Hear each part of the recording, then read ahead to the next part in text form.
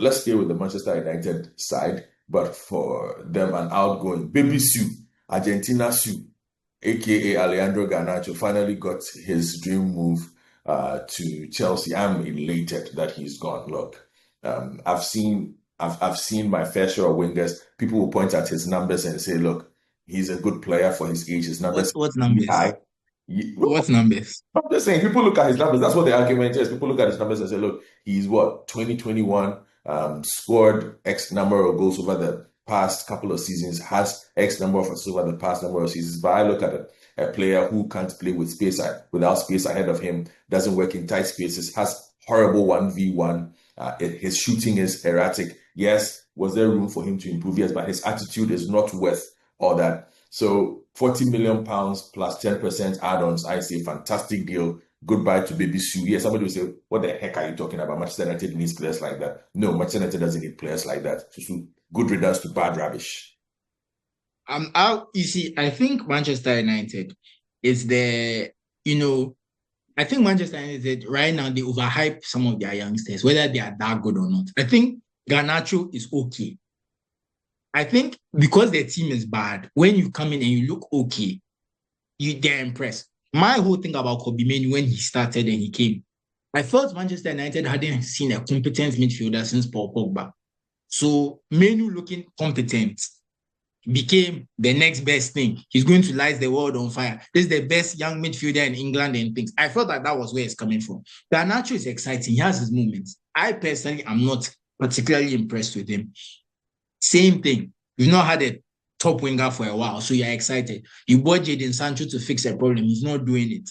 You sacked Marcus, right? I think Manchester United, there's that whole Carrington thing, Busby Babes, class of 92. There's this culture in Manchester United about promoting youth players and expecting them to perform, which is admirable. I think it's one of the greatest things about the club, which is why the Kobe Manu thing is so upsetting for a lot of fans.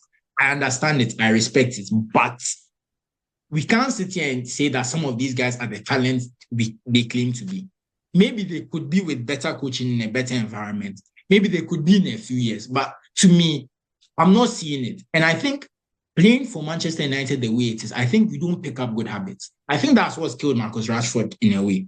Mm-hmm. I don't think Marcus Rashford had enough good influences in his career, in my opinion, because I think from a very young age, there was a lot expected of him, and he was considered a dressing room leader too early.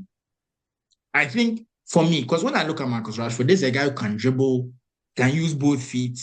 You see him play the occasional free kick. He has the speed, but terrible decision making. He looks very uncoached when he plays. So his ability and his production don't match.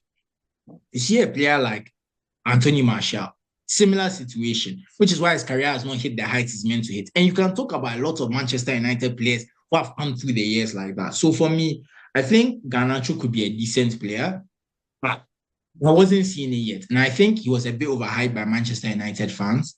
And like you said, they've gotten a good deal for him. And for PSR reasons, he's pure profit, so great sell. But I don't know why Chelsea are so interested in Garnacho. But anyway, Chelsea seem to sell very well. So maybe they have a plan and they think they can get 70 or 80 million for him in 2 years. So let's see how that goes. But just in the past hour or so, Xavi Simons to Tottenham Hotspurs also looks done.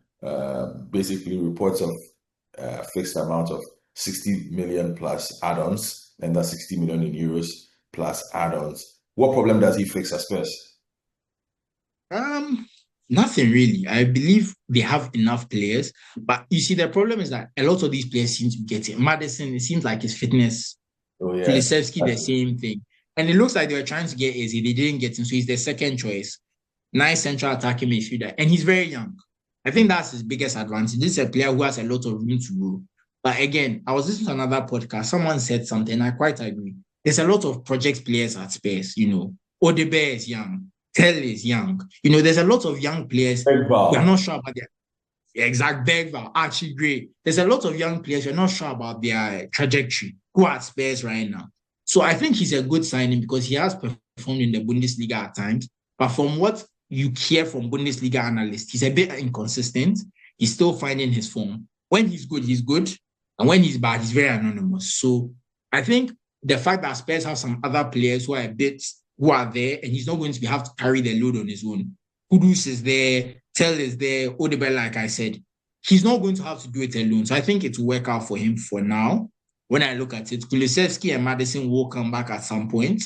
So it's a very interesting project Spurs are building. A lot of very young, flexible players they can do a lot with, move around, do different things. So yeah, I like the signing, but for me, I believe Spurs is just to have more firepower. It's just, I think, and I think it's also to keep the fans happy because the fans felt a bit somewhere after the Eze thing, especially losing him to Arsenal. So, and it gives goodwill to the coach because Thomas Frank has started well. You don't want to erode the goodwill he has by not backing him in the market and making fans feel that you wasted us winning the Europa League, you haven't bought players. So the fans being in a good mood, it eases some of the pressure on Thomas Frank. There's less pressure on the board because Daniel Levy is not very popular despite all of these things. So I think it's a good signing for a lot of reasons, but I'm not sure about how much it will translate on the pitch. But I think for the morale of the squad, the morale around the club, the atmosphere, I think it's a great signing for those reasons. And sometimes that's just as important about whether he'll perform.